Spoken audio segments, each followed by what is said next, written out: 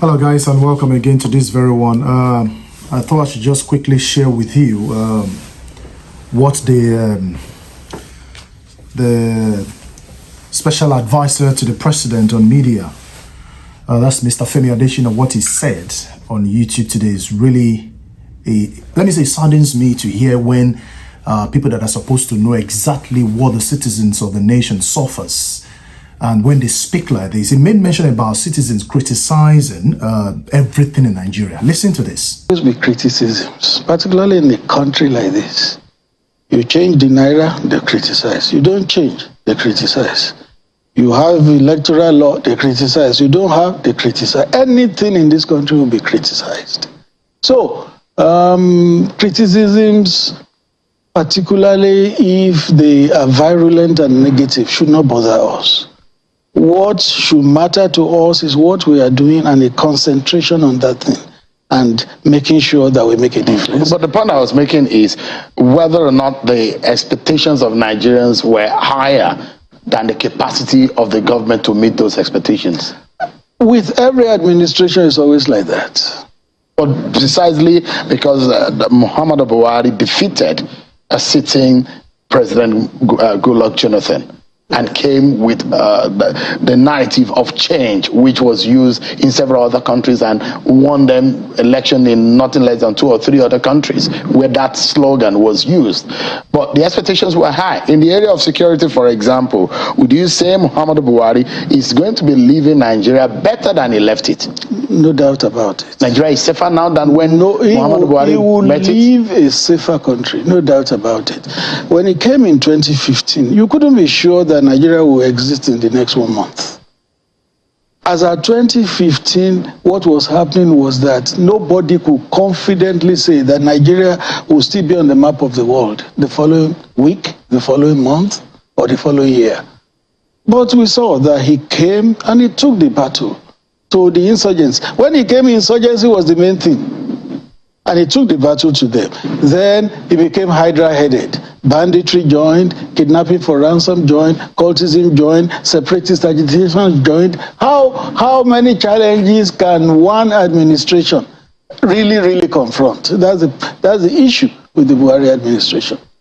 It was from day one till now, it was one challenge, from one challenge to the other. No, but we also see some calm in the country now. You can't compare what we have today with what we had 6 months ago, 1 year ago.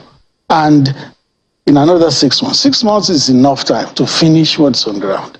And it's not unlikely. So you're saying that this government will finish off the insecurity challenges in this country? It's not unlikely. No. I mean, give us a... Security will always be a continuum in a country. Mm-hmm. America still has to be alert to security. Other countries of the world still have to be alert to security. You will never get to a time you will sit back and say, we are all sound, safe and secure. No need to be at the alert again. No, you will never get to that point. So, but some of our security needs are very basic and glaring. In the sense that, I mean, basic in the sense that, for example, ability to travel between Abuja and Kaduna on the expressway. Can Nigerians sufficiently be able to do that? Can Nigerians jump on the train and travel without the fear of being bombed by terrorists on that train from Abuja to Kaduna? Is the northeastern region of the country so clear that those who are doing aid work will not have the fear of being attacked? Can they travel through the Borno Adamawa axis without Boko Haram trailing them? And those are the basic issues. Can you go to the southeast? You saw what happened with Ebonyi, the INEC office there. These are basic issues. There will be crime. Even in countries where they have low crime rates, there will still be 1 or 2 pockets of crime. Even in the United States, there are shootings here and there in the malls, but they have different security challenge. But our own is that we have a ragtag terrorist elements just around the country, everywhere you step to. But those who do those things, are they largely foreigners? A good number of them are Nigerians. And people who get the kind of country they work for. Most of them are largely Nigerians. If you make your government to be embattled from day one to the last, then you will hinder that government from doing what it wants to do for the country. Are you saying the insecurity is largely political? It's a combination. Politics can be ruled out of it, but it's a combination. It's a brew. It's a brew. But I believe that politics can't also be completely ruled out. One thing perhaps that a lot of people may not forget that has happened over the last few years under this administration is that perhaps more than in a long time, I'm not sure when was the last time we saw Nigerians going out of this country and wanting to leave in droves. They do the Japa syndrome is so high. I mean, just in one country alone, in the first 6 or 7 months of this year, we're seeing almost 70,000 Nigerians left for the United Kingdom. It's so bad that an average Nigerian want to leave for other climes. Not just now. The average Nigerian had always wanted to leave.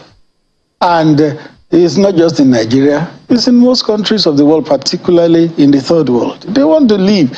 They always believe that the grass is greener at the other side. But why is it higher under your government? No.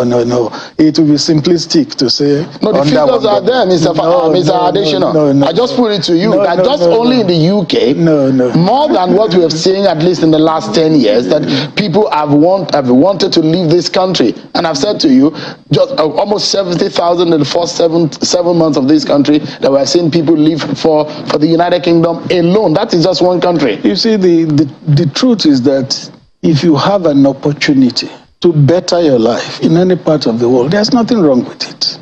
There's nothing wrong with it. If you think migrating legally is good for you, all well and good, by all means go. But you can't now say because people are leaving, then it's a sign that something is fundamentally wrong. You don't think something is fundamentally wrong? No. This is our country. And you don't think something is wrong for people wanting to leave? It's our country. There are people who would never leave this country. You know a lot of people who love this country. But now, because they want a better life. You said 70,000 people left. What average is that out of 200? I'm saying to one country. Yes. Just one country. But what average is that out of 200 million Nigerians? There are Nigerians who will never leave this country, no matter how things are.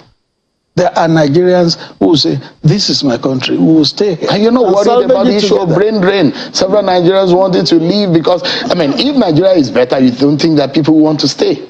No. There are, for every person that leaves, there are 100 people that want to stay. That's just the tip of the iceberg. You guys have listened to a series of things being said by Mr. Femi Adesina, who is the media advisor to the president. You can see in the clip you just listened to, you just watched, it said the President Muhammadu Buhari will leave Nigeria a safer country. To me, a safer country in what sense, in what regard will the president leave this nation with the current situation of insecurity in the country? Just to mention a few, And he made mention of people having to leave the country, that people always believe that they can find greener pasture, somewhere else, apart from the country. 70,000 people, 70,000 Nigeria have left the country for United Kingdom. Only the United Kingdom. What about other countries like the United States of America, Canada, what have you? We have several people because of one issue or the other. Who would want to stay in this country anyways? Who would want to stay in Nigeria? We have series of issues ranging from insecurity to, unemployment, to worker salaries not being paid, bad roads, no electricity, no water supply, different kinds of problems you want to mention. So, and when people find or get the legal opportunity to travel abroad, to leave the country, you want them to stay?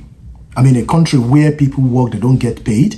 In a country where we have thousands and thousands and thousands of graduates every year without jobs, and you want them to keep living a good life. Of course, if they find a better place, they definitely will have to travel. Tell anybody in that country.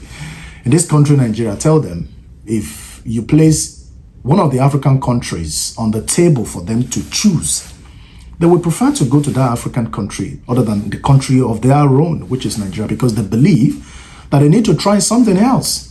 So it saddens my heart when you see people who are in the presidency, people who are in the government speak this manner. You know, when they speak in this manner, it brings tears, you know. It's not like they don't know exactly what's going on. It's just that they see the truth, but they chose to deviate from the truth because of their political interest. Ask where their own children are. Their own children that believe 100% they are not in this country, Nigeria. They are everywhere, all over the world, you know, for, you know, greener pasture, good education, good life, and all of those things. But instead of them to face the fact, you know, they decide to play around with the lives of the citizens of this country by saying exactly what doesn't exist. I mean, of course, the citizens will criticize. They will say all sort of things. They will criticize back and forth of bad governance. They will criticize everything because there is nothing that so far that is good in this country. So anybody that sees the opportunity for a greener pasture of somewhere that can better their life, of course, what do you expect them to do? To stay? Of course, they would definitely go, you know. But I don't see President Muhammadu Buhari leaving this country a safer one. Is it a country that you cannot even travel 20 kilometers on the road without being scared, without being kidnapped? Is that a safer nation? I believe you guys know better. Whatever it is you want to leave in this comment section for us, let others see it. I'm going to be coming up again with some other videos and to share with you as well. And until next time when I'll be seeing you, take care and enjoy the rest of your day. Bye for now.